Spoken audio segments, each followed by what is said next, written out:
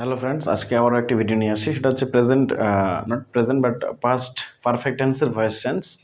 যদি তোমরা এর আগের ভিডিওগুলোতে না দেখে থাকো তাহলে অবশ্যই দেখে নাও, আমি একটা রিকোয়েস্ট করবো। এবং before the start I have request that যদি তুমি নতুন মেম্বার্স হয়ে থাকো, if you new members and if you get benefit from this YouTube channel and from this video, try to understand that, do support, ওকে।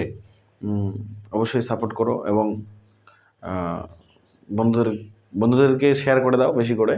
তো চলো বেশি কথা না বলে আজকের ক্লাসটি শুরু করি, ঠিক আছে?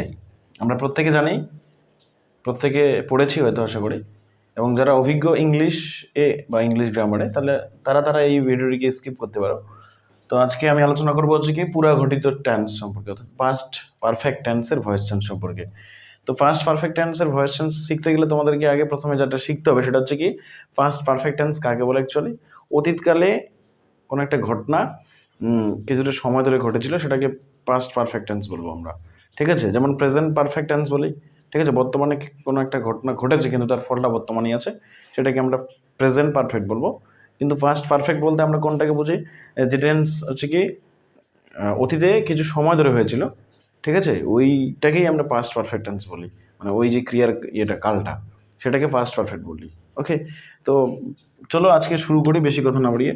আমাদের গঠনটাকে অবশ্যই মনে রাখতে হবে, subject plus head plus V three plus object.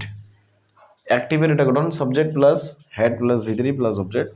এবং পেসিভের যেটা গঠন হবে সেটা হচ্ছে কি অবজেক্টটাকে আগে লিখবো, তারপরে হেড হবে, ঠিক আছে, been plus V three plus by plus subject.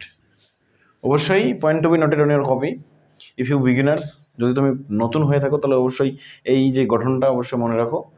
Okay, subject head ভিতরি অবজেক্ট, অবজেক্টটা আগে আসবে, তারপরে হেড বিন ভিতরি বাই সাবজেক্ট। ওকে, এক্সাম্পল নিলে আরও ক্লিয়ার হয়ে যাবে ব্যাপারটা। চলো এক্সাম্পল নিলে আরও ক্লিয়ার হয়ে যাবে। উই হ্যাড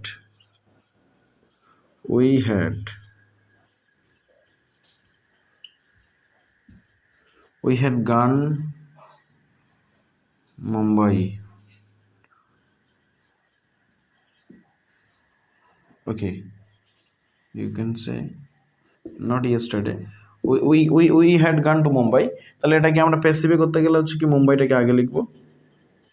আমরা অবশ্যই জানো, দেখো অবজেক্টটাকে আগে লিখি, তারপরে হ্যাড ইউজ করবো, ঠিক আছে, বিন, খুবই সহজ। গান, গো অ্যান্ড গান, গান হবে পরে গান। দেখো ভিতরি সিমিলার আছে, গান বাই উই থাকলে আস, বাই আস, ঠিক আছে। আমরা এর আগের ভিডিও তো শিখেছি যে এই যে আমাদের সাবজেক্টিভ আর অবজেক্টিভ কেস, অর্থাৎ সাবজেক্টিভ কেস মিনস সাবজেক্ট সাবজেক্টের জায়গায় বসবে, এবং অবজেক্টিভ কেস মিনস অবজেক্ট অবজেক্টের জায়গায় বসবে। আমরা এখন সাবজেক্টটাকে অবজেক্টের জায়গায় বসালে হবে না, কোনোদিনও সম্ভব না, এবং অবজেক্টটাকে সাবজেক্টের জায়গায় বসালে কোনোদিনও সম্ভব না। এটাকে একটু বোঝার চেষ্টা করো, try to understand that point. প্রত্যেকে বুঝতে পারছো? ওই থাকলে কি হয়? আজ হয়, ঠিক আছে। দে থাকলে দ্যাম হয়,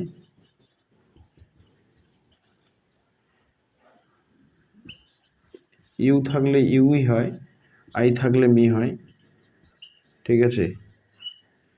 হি অথবা সি থাকলে হিম হয় এবং হার হয়। Try to understand that point, subjective and objective case তোমরা প্রত্যেকে জানো আশা করি। তো এই গাছটা একটু রিভিশন বলতে পারো, ঠিক আছে। তো আশা করি প্রত্যেকে বুঝতে পেরেছো এই বাক্যটা। We had gone to Mumbai had gone by us. এবং খুব তাড়াতাড়ি করে এসপি বক্সি শুরু করবো আমি, ঠিক আছে। অবশ্যই তোমাদের সাপোর্টটার প্রয়োজন, সাপোর্ট করো। আশা করি প্রত্যেকে বুঝতে পারছো এটা। উই থাকলে আস, দে থাকলে দ্যাম, ইউ থাকলে ইউ হয়, আই থাকলে মি হয়, হি সি থাকলে হিম হার, ঠিক আছে। আরও উদাহরণ নিতে পারি আমরা, চলো।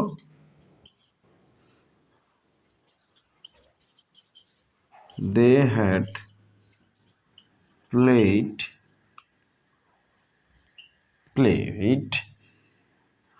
হাইড অ্যান্ড সিক, ঠিক আছে, তারা লুকোচুরি খেলছিল। তাহলে এক্ষেত্রে আমরা হাইড অ্যান্ড সিকটাকে আগে ইউজ করব, এটা সাবজেক্ট, এটা হেল্পিং ভার্ব, এটা হচ্ছে ভি3, এটা হচ্ছে অবজেক্ট। এবার অবজেক্টটাকে আগে লিখবো, হাইড অ্যান্ড সিকটাকে আগে লিখবো, hide and sick.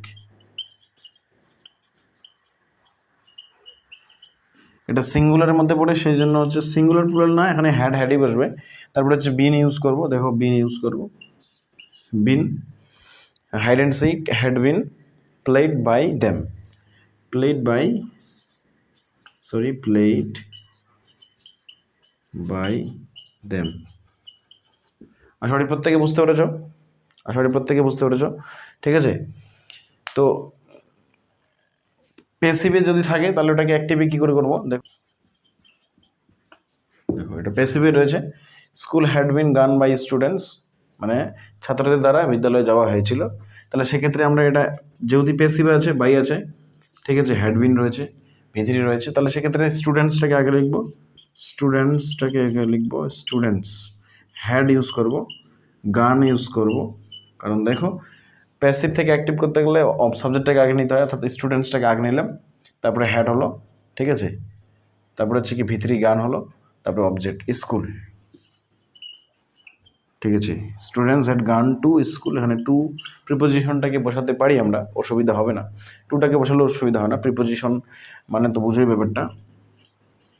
Students had gone to school, ঠিক আছে। তাহলে এভাবে আমাদের কি করতে হয়, আরও কঠিন কঠিন আমাদের বাক্য রয়েছে, তো অবশ্যই যেটা অসুবিধা আছে সেটা কমেন্ট বক্সে কমেন্ট করে জানাও, আমি চেষ্টা করবো সেটার রিপ্লাই দেওয়ার। এবং ঠিক আছে, প্রত্যেকে আশা করি বুঝতে পেরেছো, অবশ্যই যে স্ট্রাকচারটা, সেই স্ট্রাকচারটাকে বোঝার চেষ্টা করো। তো আমি দেখা করছি নেক্সট ভিডিওতে, ততক্ষণ পর্যন্ত অপেক্ষা করো, ওকে, প্র্যাকটিস করো, ওকে, বেস্ট অফ লাক, প্রত্যেককে ভালো থাকো এবং প্রত্যেকে নিজের খেয়াল রাখো, পরিবারের খেয়াল রাখো।